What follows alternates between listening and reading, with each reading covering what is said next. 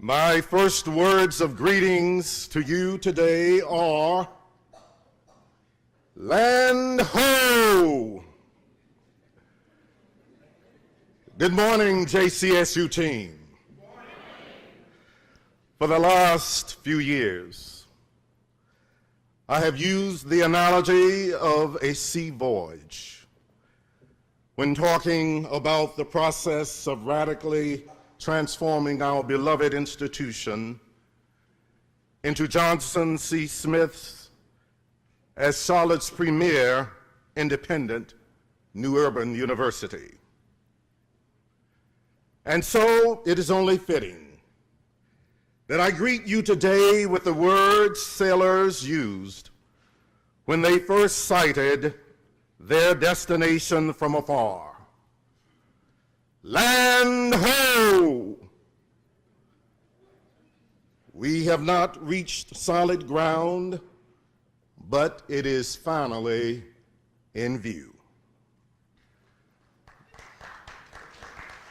Therefore, today I am announcing that we have successfully weathered stormy seas and will safely land our ship in August of 2017, the sesquicentennial year of this profoundly historic institution.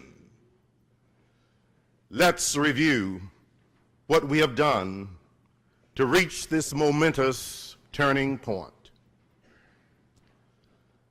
We started this journey 6 years, 7 months, 2 days, and 5 minutes ago, when I became the 13th president of Johnson C. Smith University. I started out together with many of you on an exciting and pioneering journey to radically transform this progressive institution into Charlotte's premier independent new urban university. I shared with the trustees at the time a vision and mission of how we might want to transform the university, given their 7 expectations for preparing the university to thrive into the 21st century. But we also knew we needed to give it a clearly articulated shape and form. So I conducted some research in the weeks following my appointment as president, but before I actually arrived on campus.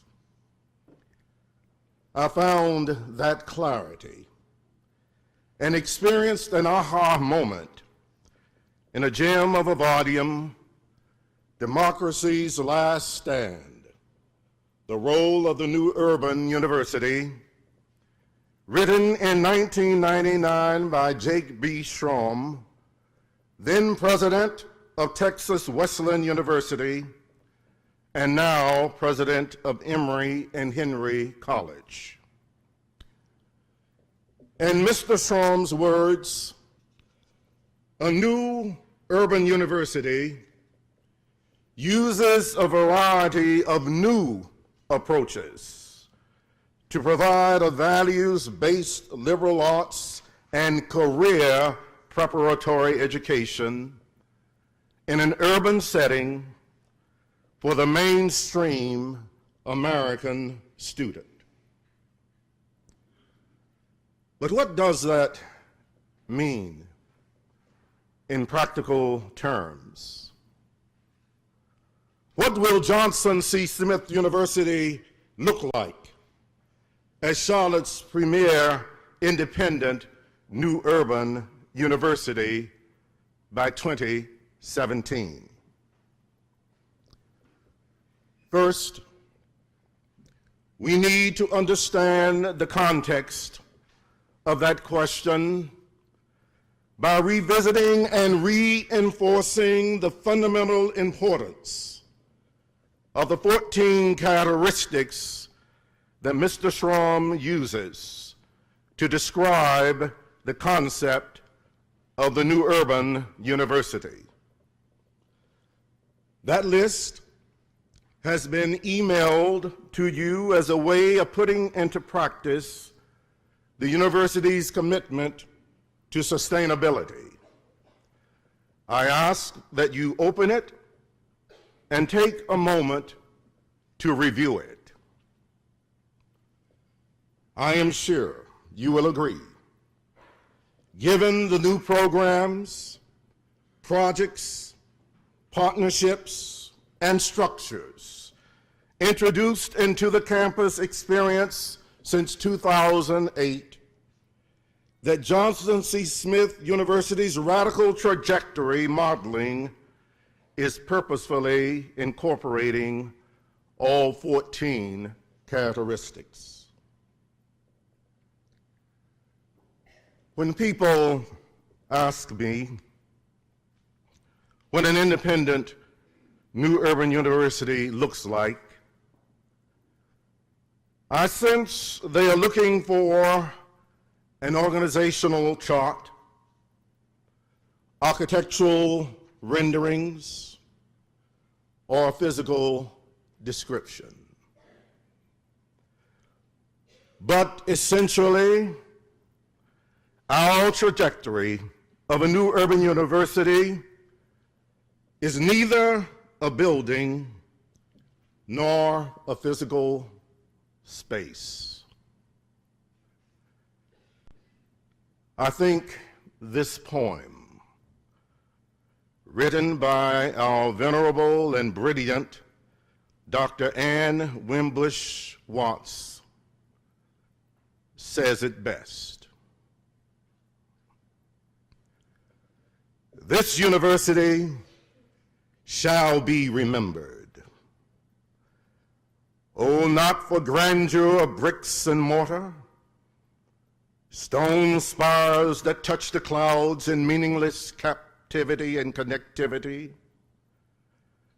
but for its offsprings, fueled with intellectual ambition and a divine discontent with the status quo, who embrace and explore the seemingly unreasonable, non-traditional, and unconventional by engaging in daily congress in an interactive and holographic universe, wasting little time in indolent contemplation, but moving forward to meaningful action.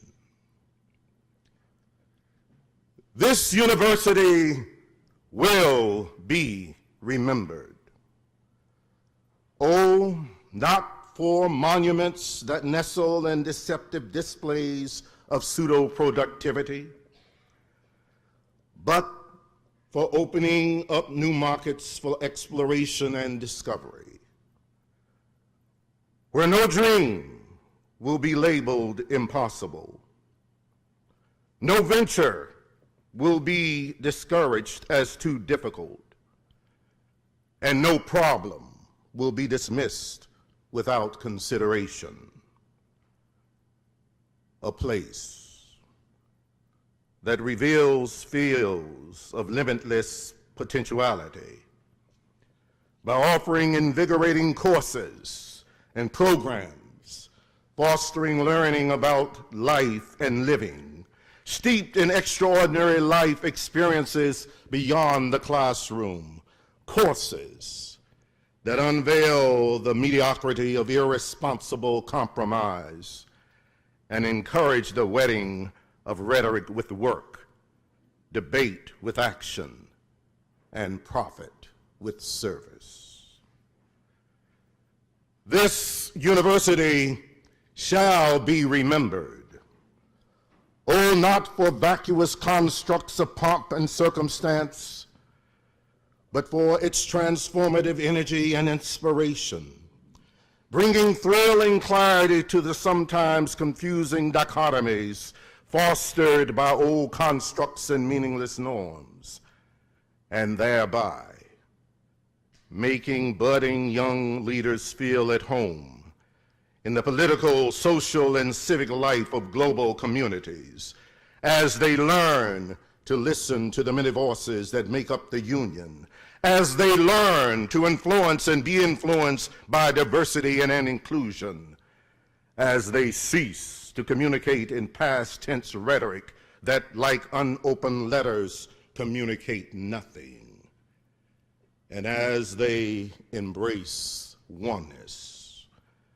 instead of the lunar caustics of divisiveness and separatism lurking in contexts for challenge and meaningful change. Yes, this university shall be remembered as a place where lasting, living mosaics, masterpieces that give flesh to dreams will continue to set the mark and to chart the course for all to know what can be done. This university shall be remembered.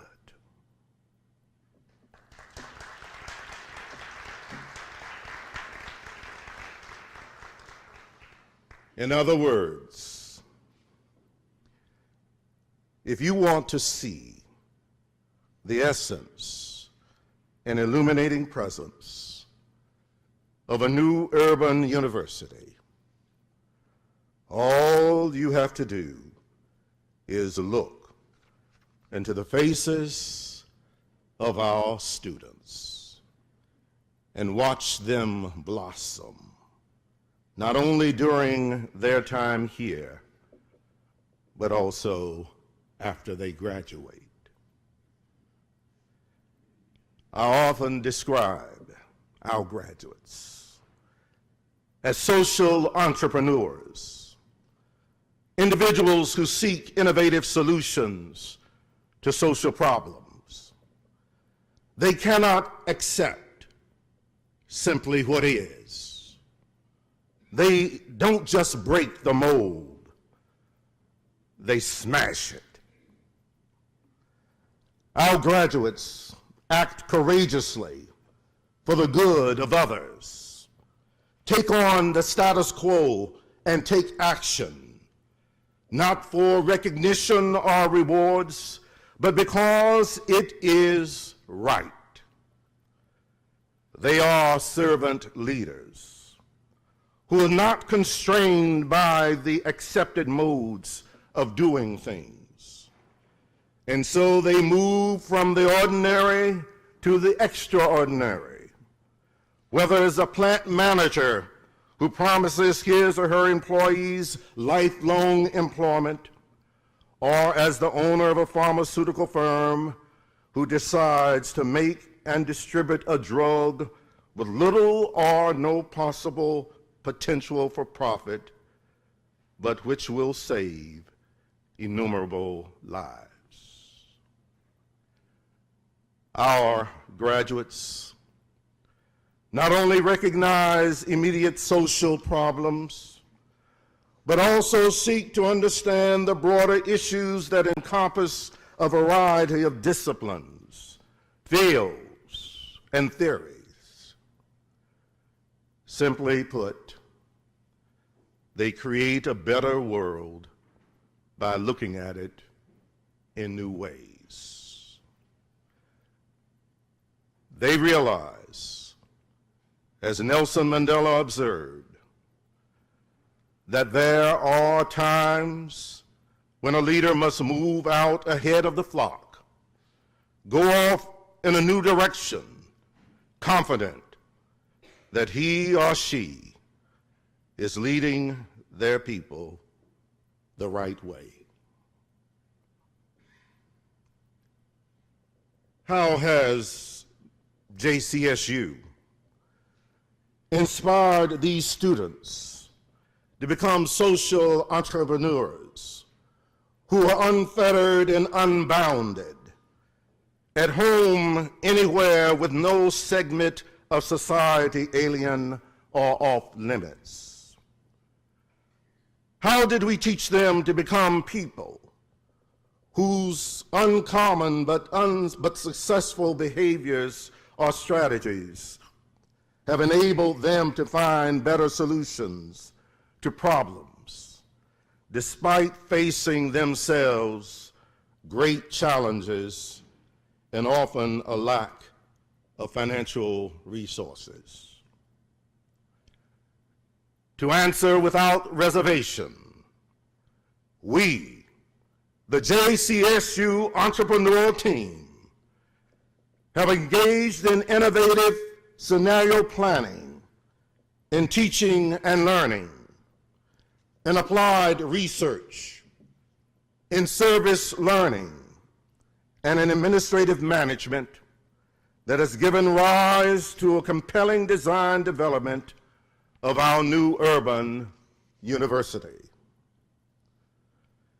Let's now look at the design development of our new urban university that is the turning point in reaching our long sought after destination, now within sight. Let me stress first and foremost that from this point on, institutional effectiveness will serve as the foundation of the design development process. It is integral to the maintenance and development of our higher quality academic and service programs, as well as our external accountability. Supporting the university's mission and purpose, institutional effectiveness is oriented towards measuring our results and using those results to aid in our decision-making and in improvement.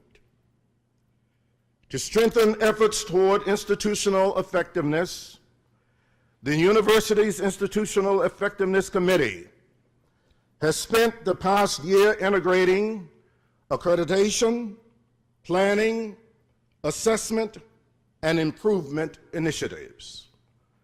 With this in mind, I have announced to my administration a new approach to administrative management within the context of institutional-wide effectiveness as essential for internal improvement and external accountability.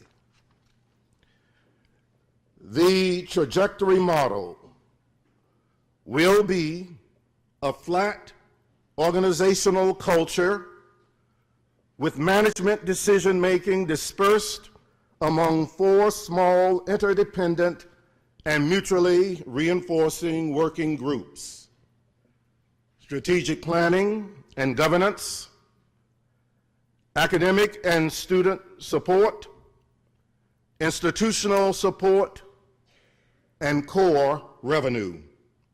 All 4 focusing on strategic planning vertical integration. Let me stress here that I have been mindful of your concerns about red tape, timely decision-making, and seamless front-to-back office procedures. Therefore, the expected output of these 4 management groups will be improved management decision-making and operational efficiency. Please check your email inbox for a copy of Dr. Rainey's in-depth white paper detailing the reorganization and exploring the concept of institutional effectiveness and its impact. Later this month, at a lunch and learn session, she and I will walk you through it and answer your questions and address any concern you might have.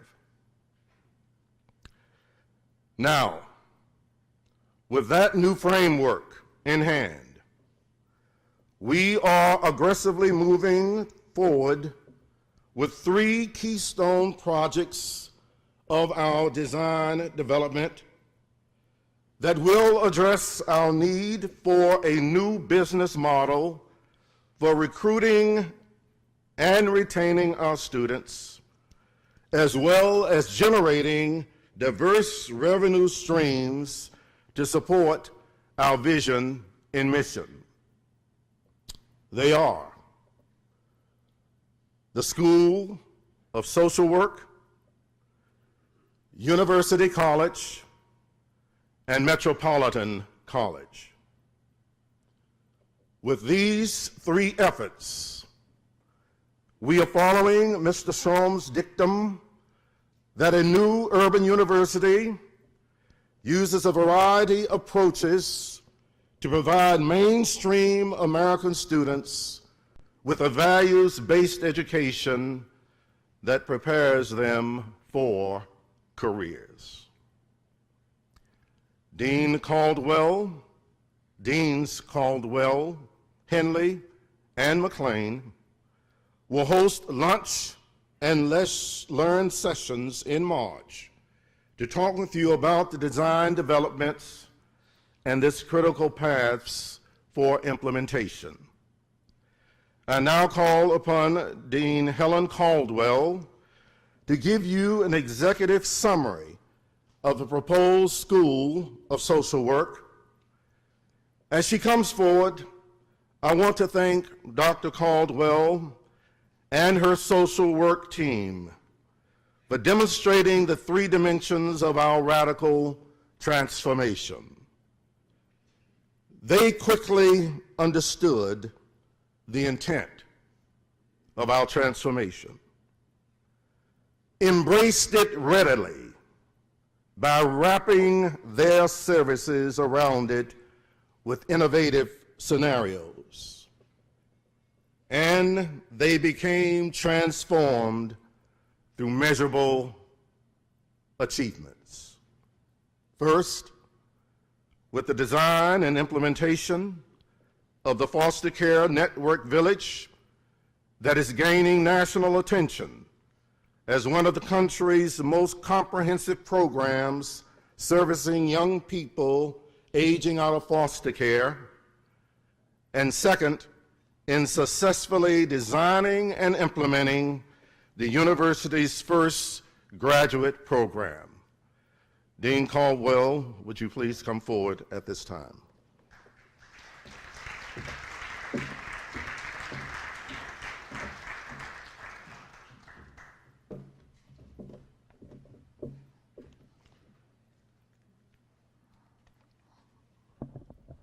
Thank you, Dr. Carter.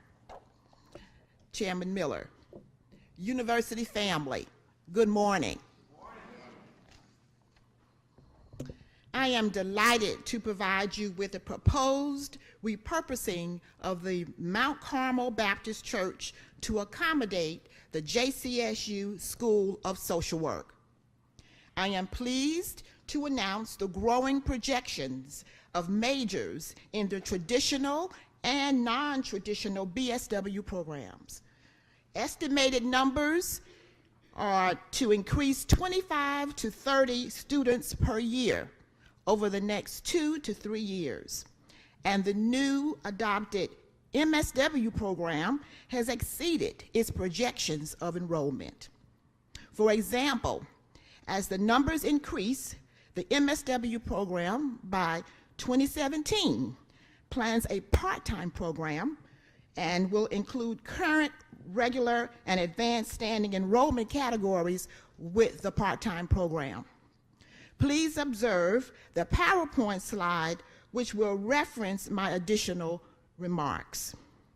As the School of Social Work, it will logically house the nationally accredited BS and MSW programs. All social work faculty offices will be located in this facility, and major classrooms will be in this facility as well. Some of the activities will include an annual social work conference and related workshops. Other trainings, for example, will consist of independent living center workshops designed for the social workers and trainings for foster care youth and their workers. Additionally, the JCSU Charlotte's Web program will utilize the space for a variety of activities. There will be space for community and state agency meetings, as well as organizational trainings and professional meetings. The site as well will accommodate in-house professional training for social work students in preparation for the real work world. Finally, the MSW faculty in particular will use this school as a research center. The center will compete with cultural competence, for example, and can be presented in actual professional symposiums. The research will also accommodate student and professional and faculty collaborations. Both the BSW and MSW faculty will establish a social work library, specifically designed for social work students to enhance their research and practice skills. As well, the social work will expand the footprint of the Foster Care Village Network Center. On behalf of the social work faculty and their constituents, we are excited about the JCSU School of Social Work and look forward to its grand opening.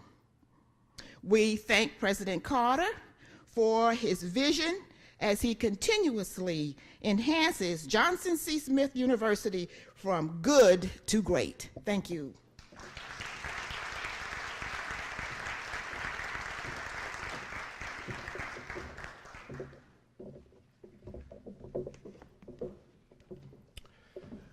Thank you very much, Dean Caldwell. As I have suggested, the School of Social Work is just one of our new approaches.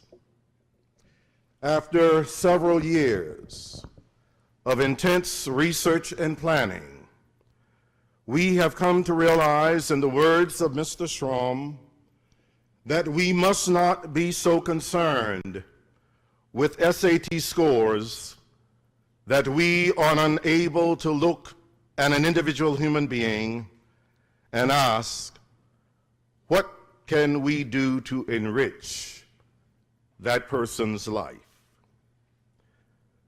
We also recognize, again, in the words of Mr. Schramm, that allowing students to see the open door and showing them how to walk through is only the first step. In order to be successful, they must develop the skills to meet the challenges they will face. Dean Antonio Henley will come forward to describe University College's mission and strategy and how they will be implemented. This strategy has been presented to the Gates Foundation as one of the 5 tracks, and we have been engaged with the National Research Foundation to look at all aspects of its implementation. Dr. Henley.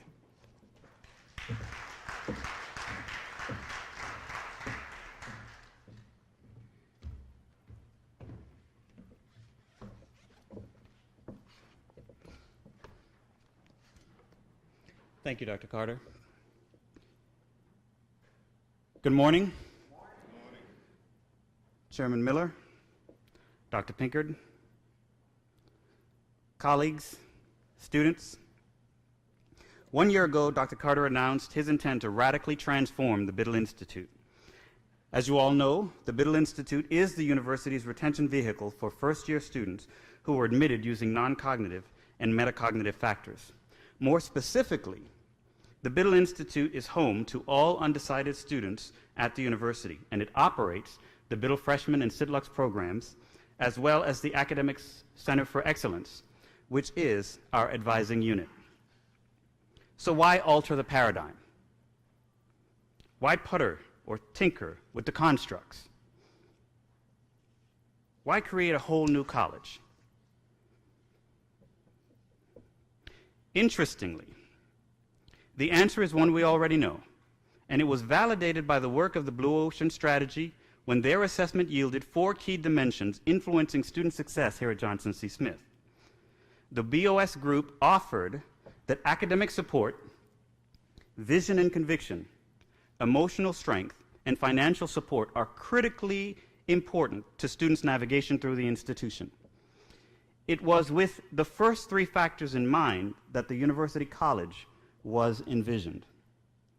Essentially, the goal is to use our strengths to build a niche brand. The University College will serve as a gateway of sorts for traditional age students to access the university. It will also function as an equipping station whereat students will pick up necessary tools to navigate through the institution. Therefore, we propose to stand this University College on 3 planks. These are the first-year experience, focusing on access and orientation, the Foundation's Liberal Studies curriculum, and a co-location of academic support services. First, let's address the issue of access and orientation. The primary purpose of this plank is to advance educational opportunity. This domain aims to reconstruct the ways in which college potential is assessed, and it further strives to offer a holistic college entrance process that is steeped in the strengths-based metacognitive research. This division will further unify the university's orientation initiatives and ground the institution's first-year experience activities. The strategy to be applied here calls for expansion of the SITLUX strengths-based access and research agenda, as well as an investment in the pre-semester intensive academic orientation model. In addition, while the plan outlined will initially target students admitted to the middle freshman and SITLUX programs, it will extend to include other students to the university. Second, the central purpose of the Foundation's Liberal Studies is to develop students who can think critically, who can reason cogently, who can write coherently, who can speak competently. In addition, Johnson C. Smith University intends to produce students who will innovate entrepreneurially and lead ethically. As can be expected, a successful liberal studies program is dependent upon successful integration. As most of you are aware, the university's new liberal studies program is divided into 2 components, foundations and pillars. The foundations are intended to improve students' proficiency with those skills required for lifelong learning, while the pillars allow for students to explore diverse ways of knowing the world. This plank moves the foundations component of the new liberal studies platform into the University College to allow for an integrated approach to the content delivery. In addition, general education tends to be most meaningful to students early in their higher education tenure, in part because later coursework is likely dependent upon the skills targeted for development by the general education's curriculum, and entering students are often undecided about a career path. Finally, the basic objective of the Academic Support Division is to create an efficient, networked environment where students are supported amidst high challenge. In order to better coordinate services, as well as increase academic engagement and improve persistence, this plank will co-locate extramural academic initiatives designed to undergird retention and graduation into an academic support hub. With an integrated and coordinated approach to buffer the academic offerings, it is anticipated that there will be a positive impact on retention, graduation, professional development, and graduate school enrollment. Fundamentally, we envision a university college that will create a strong and intentional foundation for first and second year students that will facilitate their retention and promote their development as lifelong learners and global leaders. In closing, let me say that launching a new college will require all of our engagement. To that end, we have convened several task force working groups to iron out the details of the planks. For those of you involved in these sessions, I'm extremely grateful, and we ask for your sustained involvement. Thank you, most sincerely, for your time and attention, and I look forward to our continued collaboration.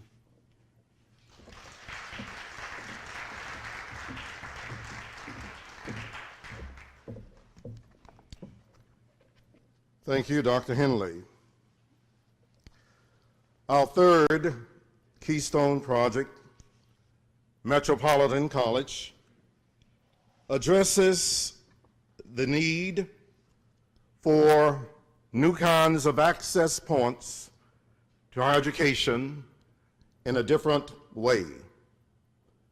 By focusing on older students who are not the traditional 18 to 25 years old and who are not following a traditional full-time four-year program to earn a degree. Between 2000 and 2011, the nationwide enrollment of students over the age of 25 rose 41%. And the U.S. Department of Education projects another 14% increase between 2011 and 2021.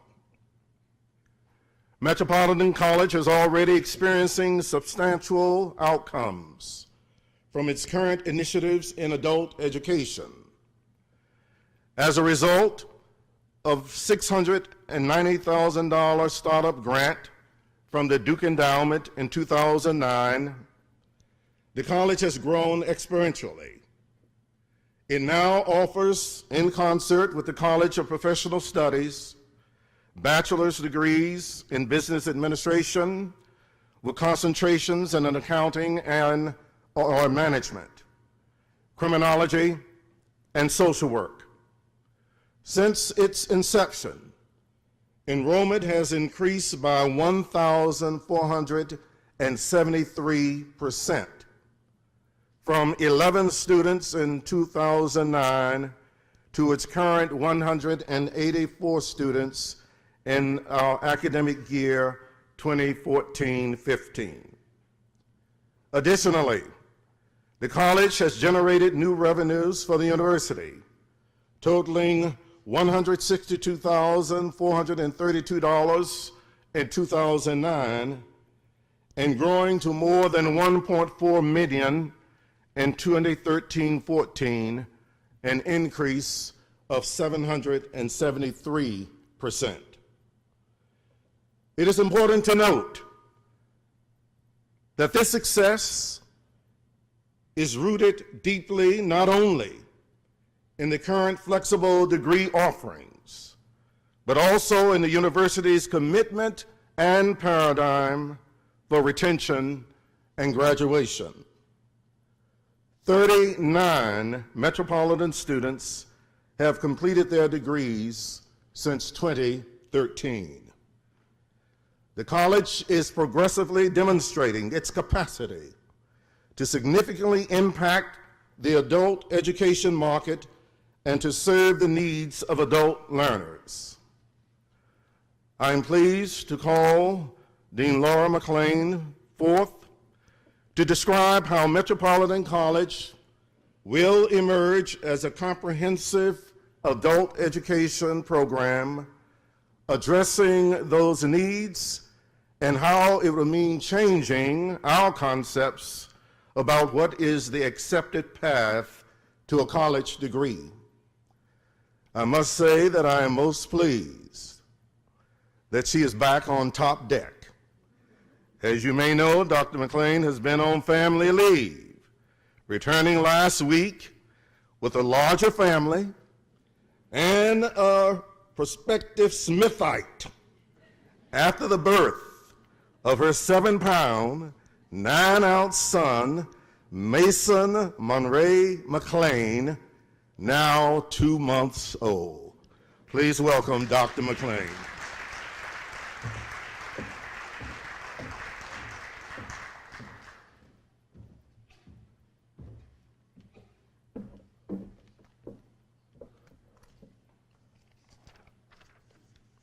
Thank you, Dr. Carter.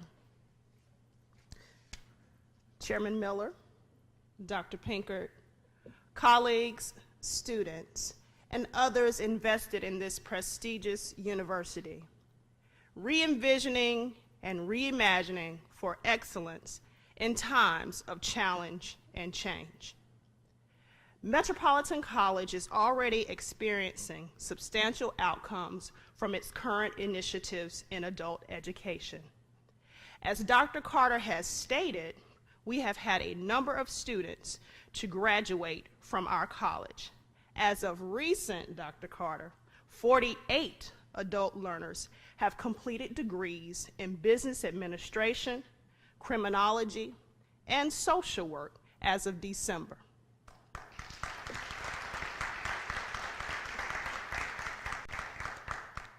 In order to remain not only competitive in higher education, but to take our respective place nationally as Charlotte's premier independent new urban university, Metropolitan College proposes as a comprehensive adult education program to increase its capacity over the next 3 years by 1, providing instruction to assist Charlotte-Mecklenburg's growing population of Latino residents with developing and/or improving oral communication skills and understanding of English, in particular, parents of school-aged children.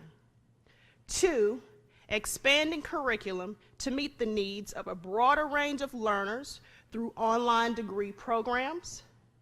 3, implementing new initiatives to support veterans interested in pursuing a degree.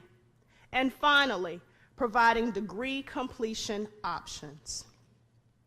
Metropolitan College has embarked on an initiative to become more ethically diverse by conducting open houses to determine firsthand the educational needs for Latino residents. From these sessions, a series of seminars are being developed to assist participants with basic communication skills to assist with everyday activities such as communicating with physicians and emergency responders to engaging with their children's teachers.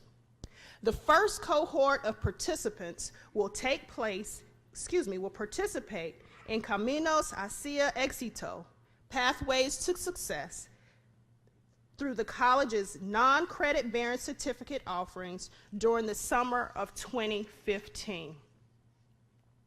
In the fall of 2014, Metropolitan College engaged Hanover Research to conduct a feasibility study to analyze the market demand within our service area and competition for online bachelor's degree programs with an emphasis on adult learners. Specifically, Hanover analyzed online program demand and best practices, institutional program and degree completion data, national and regional occupational projections, and strategies for marketing online programs.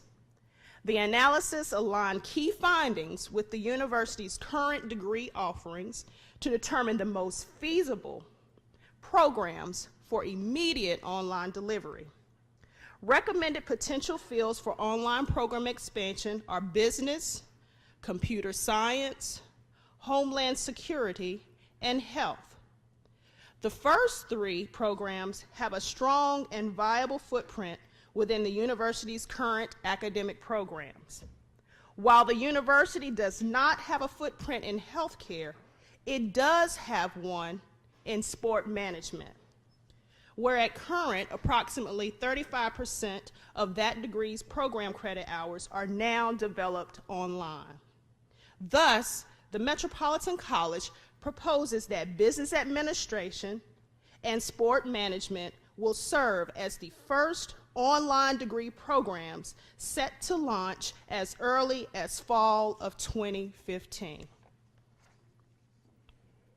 The population of military veterans enrolled as students in higher education has experienced a tremendous boost in recent years. As a result, higher education institutions must remain keen to understanding and adapt to this evolving student population. JCSU currently participates in one of the federally funded programs, the Department of Defense Memorandum of Understanding. However, there are 3 others that we are seeking involvement with to set standards in educating service members: Principles of Excellence, Service Members Opportunity College Consortium, and Vet Success on Campus. We also strive to be recognized as an institution that adopts the 8 Keys to Veteran Success initiative through the Department of Education. Finally, Metropolitan College intends to provide degree completion options designed for learners who have completed some college-level coursework but have not achieved a baccalaureate degree. Prior learning assessments and college-level exam program are methods for assessing non-collegiate learning for college credit. This process allows learners to demonstrate knowledge and skill in a particular field or fields and have that learning evaluated for college credit. Processes for evaluating and demonstrating knowledge and skills in order to award college credit for learning include on-the-job learning, employer and workforce training, military service, and volunteer service. Competency-based learning is another way for our institution to assist adult learners with earning college credit.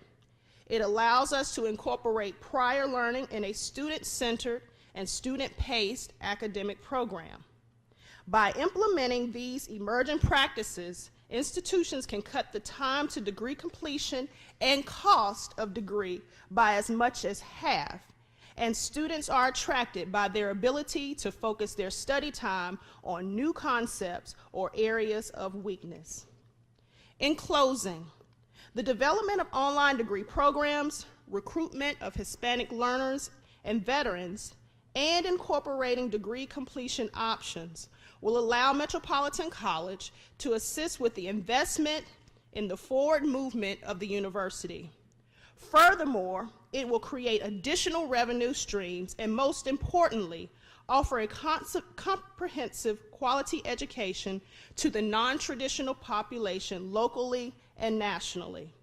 This will strengthen the value proposition of Metropolitan College's educational program offerings to the College of 2020 adult learners, the majority of whom will come from minority groups. These initiatives presented to you today will require rethinking curriculum design, student support, as well as faculty and staff engagement. Successful institutions are known as promise keepers, delivering on their word. Therefore, constant assessment and re-envisioning are necessary within Metropolitan College. Thank you for your time, and we continue to work to move Metropolitan College forward.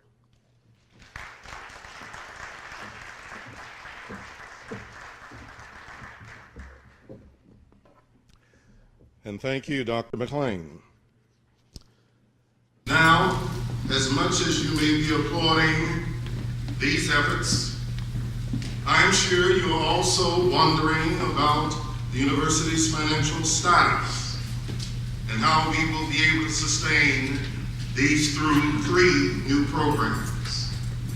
In other words, while expanding the university's footprint is clearly aligned with the opportunity to generate alternative sources of revenue, how will we cover the cost of investment? Let me say that we will do this first through the entrepreneurial spirit, the passion, and the commitment of our chairman of the board, Monroe Miller. Chairman Miller, would you please stand?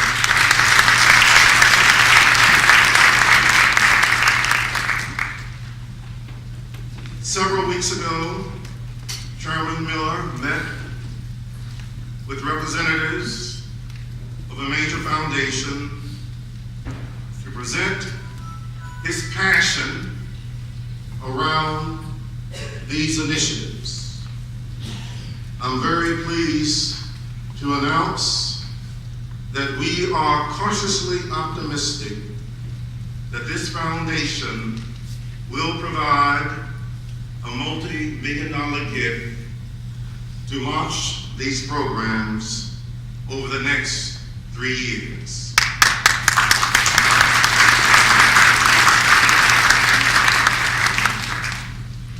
During the startup phase, the university will rely on the benefits of the positive actions and trends that we are now realizing. At a tuition-based university such as JCSU, enrollment is the key revenue driver. Over the past 2 years, we have been able to retool from the negative impact of changes in the Parent Plus Loan program to establish a positive growth trend through intrusive focus on student retention, supplemented with a comprehensive program to attract new enrollees, transfers, and readmits.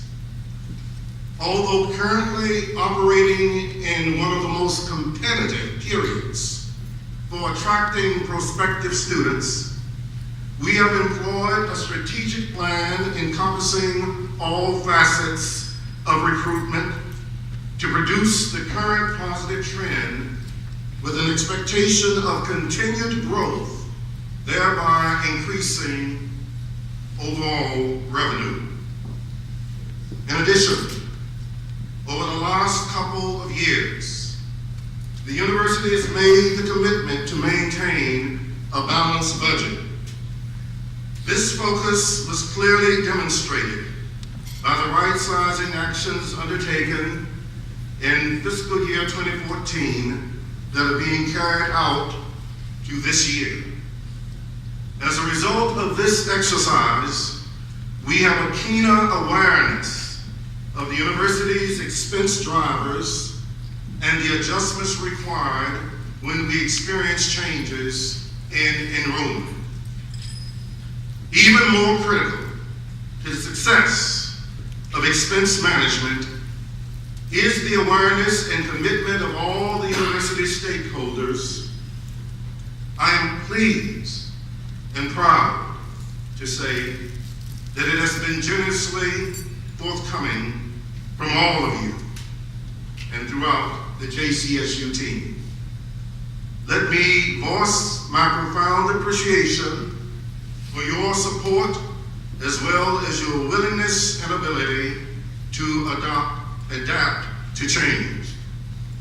By combining continued growth in enrollment with an institution-wide commitment to expense rationalization, JCSU is clearly in a position to cover the initial startup costs of our new Keystone projects that will not only serve the needs of the new mainstream American student, but they will also provide new revenue streams that we need to now begin to address your needs.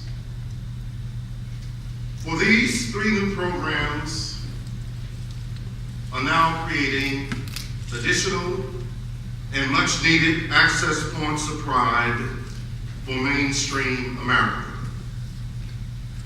They will now make it possible for us to quote Mr. Strong, to educate the large percentage of the population for whom educational opportunities have not been equal, or the term I choose to use, the economically disadvantaged. What do I mean by that? In a January 25th article in the New York Times, it was reported that the national percentage of middle-class households defined as having incomes between $35,000 and $100,000 has dropped to 43% in 2013 from 53% in 1967. In recent years, the drop is the result not of households moving up, but rather of falling toward the bottom.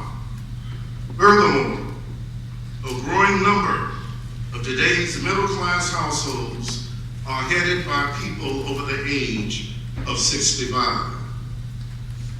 And so, the dynamics of higher education must be radically transformed and quickly. That is why it compels JCSU to create alumni that author Malcolm Gladwell would undoubtedly call outliers, people who do not fit into our normal understanding of achievement. In the jargon that is becoming more commonly used, our alumni deviate positively from the norm.